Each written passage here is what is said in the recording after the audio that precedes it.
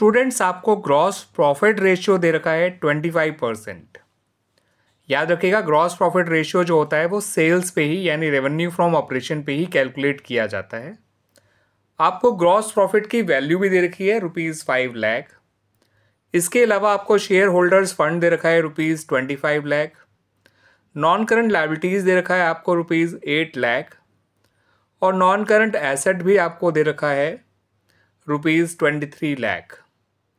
आपको निकालना है students working capital turnover ratio.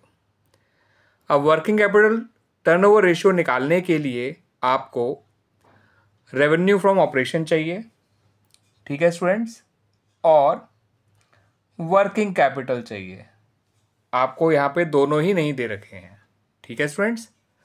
तो आइए इन दोनों को निकाल लेते हैं, फिर हम अपना वर्किंग कैपिटल टर्नओवर रेशियो भी आसानी से निकाल लेंगे, ठीक है स्टूडेंट्स।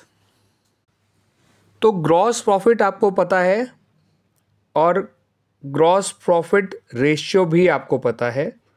तो अगर आप ग्रॉस प्रॉफिट को ग्रॉस प्रॉफिट रेशियो से डिवाइड कर देंगे तो आपको रेवेन्यू फ्रॉम ऑपरेशन मिल जाएगा, ठीक है स्टूडेंट्स। यानी कि यहां कर लेते हैं नीचे, ग्रॉस प्रॉफिट है ₹5 लाख इंटू 100/25। आपका रेवेन्यू फ्रॉम ऑपरेशन आ गया ₹20 लाख, ठीक है स्टूडेंट्स।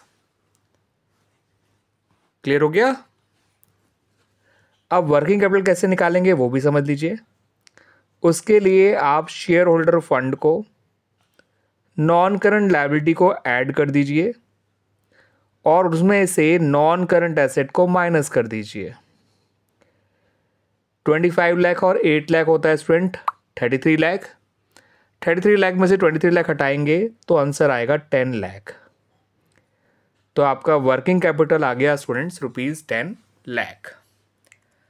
अब आपको क्या निकालना है स्टूडेंट्स? आपको निकालना है वर्किंग कैपिटल टर्नओवर रेशियो। तो इसके लिए आपको रेवेन्यू फ्रॉम ऑपरेशन भी मिल चुका है जो कि आया है ₹20 लाख। आपको वर्किंग कैपिटल भी मिल चुका है जो कि आया है निकल कर ₹10 लाख।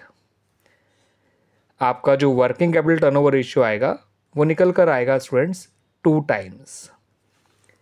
ये जितने भी टर्नओवर रेशियोज होते हैं इन्हें टाइम्स में ही एक्सप्रेस किया जाता है, इस बात को ध्यान रखिएगा स्टूडेंट्स। क्लियर है स्टूडेंट्स आपको ये फॉर्मूला अच्छी तरह समझ में आ गया, ये रेशियो, ये क्वेश्चन का सॉल्यूशन।